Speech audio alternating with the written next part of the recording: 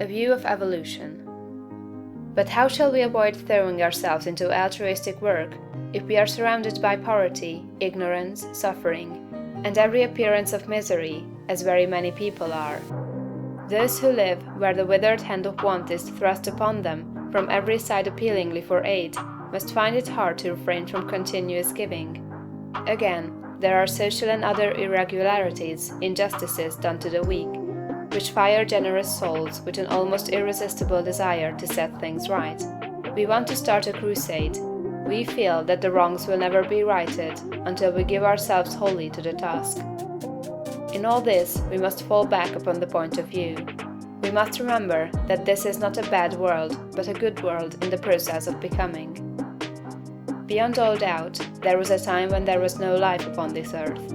The testimony of geology to the fact that the globe was once a bowl of burning gas and molten rock, clothed about with boiling vapors, is indisputable, and we do not know how life could have existed under such conditions. That seems impossible. Geology tells us that later on a crust formed, the globe cooled and hardened, the vapors condensed and became mist or fell in rain. The cooled surface crumbled into soil, moisture accumulated, ponds and seas were gathered together, and at last somewhere in the water or on the land appeared something that was alive.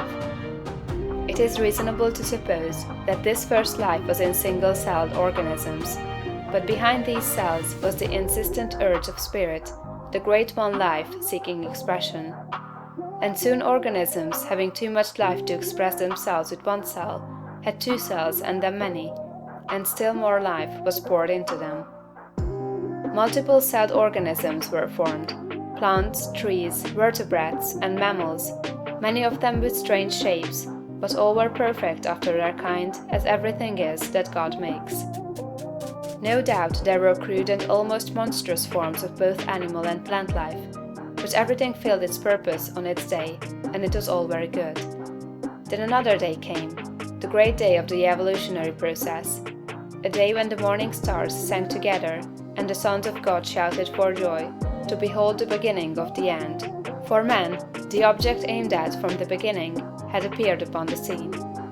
An ape-like being, little different from the beasts around him in appearance, but infinitely different capacity for growth and thought. Art and beauty, architecture and song, poetry and music, all these were unrealized possibilities in that ape-man's soul, and for his time and kind, he was very good. It is God that works in you to will and to do of his good pleasure, says St. Paul. From the day the first man appeared, God began to work in man, putting more and more of himself into each succeeding generation, urging them on to larger achievements and to better conditions, social, governmental, and domestic. Those who, looking back into ancient history, see the awful conditions which existed, the barbarities, idolatries, and sufferings, and reading about God in connection with these things, are disposed to feel that he was cruel and unjust to man, should pause and think. From the ape-man to the coming Christ-man, the race has had to rise.